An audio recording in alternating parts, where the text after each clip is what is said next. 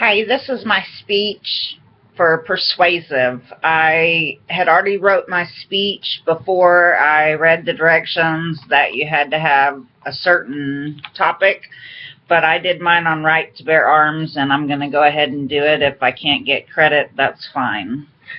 The first law against concealed and open carry was passed part of the Reconstruction on April 12, 1871.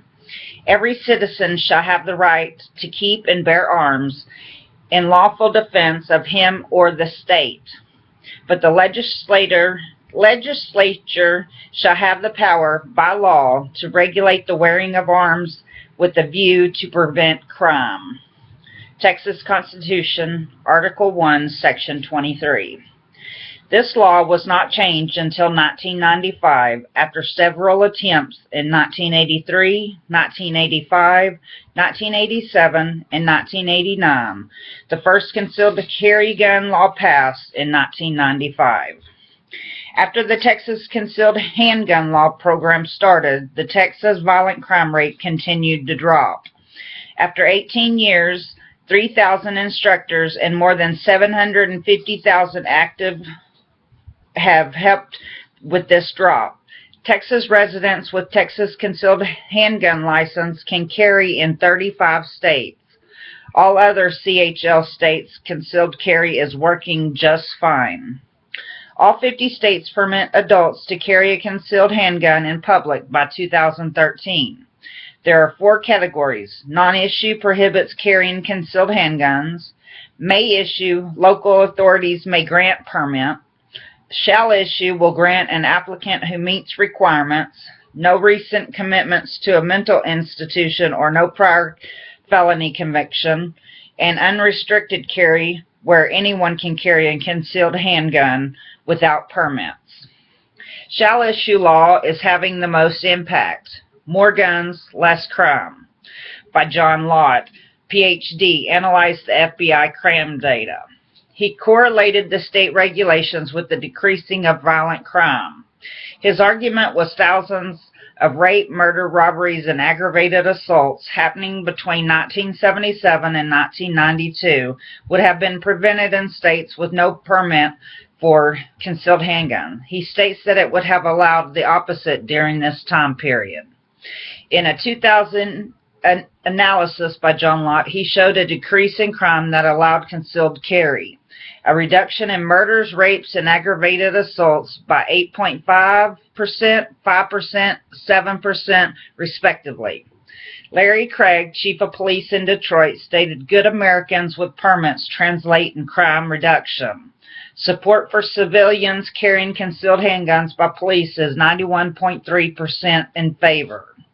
Citizens can defend and protect themselves with weapons of their own. People going out at night or when working in crime-prone occupations such as convenience stores. Women can protect in their homes and their children. This shows that people will have a sense of security and safety with concealed carry, especially in remote areas or slow response from police areas. How many lives could have been saved at gunmen shooting sprees all over the country? One person with a concealed carry permit at one of these events shot the gunman, putting an end to his murderous intent.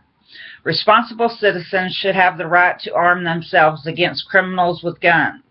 Violent criminals will always have guns. Concealed handgun carriers do not have to be victims. Most adults who apply for concealed handgun permits are law-abiding and do not misuse their firearms.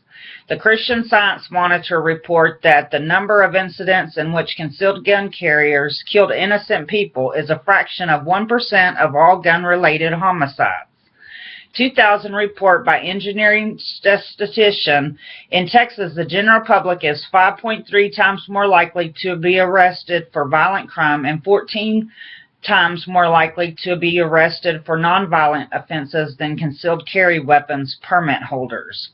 The Second Amendment of the U.S. Constitution gives the right of people to keep and bear arms shall be infringed. In 2012, the Court of Appeals stated that the amendment must be interpreted to include a right to have a concealed gun in public, to have it ready for use, and to have it as self-defense. In 2014, Court of Appeals voted 2-1, requiring states to permit some form of concealed carry for self-defense outside the home. The Texas concealed carry permits are issued on non-discriminatory shall-issue basis to all eligible qualified applicants. The eligibility criteria must be met. Applicants must be 21 unless in active military service who are 18 or older. There are several factors making a person ineligible to obtain a license. They include felony convictions and Class A or B misdemeanors, including charges that resulted in probation or deferred adjudication, pending criminal charges, chemical or alcohol dependency, certain types of psychological diagnosis, protective or restraining orders, default on taxes, student loans, child support, and other governmental fees. An eligible person must take a state-set instructor's course taught by licensed instructors for a minimum of 4 hours and a maximum of 6 hours. Topics covered are applicable laws, conflict resolutions, criminal and civil liability, handgun safety, and passive practical qualifications at a firing range with a revolver or semi-automatic greater than a .32 caliber. You apply providing a picture, fingerprints, and other documentation to DPS. DPS processes the application by running a federal background check and issues permit if all is well. Permits are valid for 5 years. Concealed gun carries are restricted to certain areas. These include federal buildings, schools unless other laws have changed, public sporting events, businesses posting a complaint 51% signs, correctional facilities, court or court offices, election polling places, racetracks, and while intoxicated. Obtaining a license is not easily done to carry a gun. Criminals do not get licensed. Other persons who do not need license would be disqualified. Our Second Amendment to the Constitution will be lost if we do not fight for our rights. Crime has gone down since these laws have passed. Some people like to feel more secure and safe for themselves and others.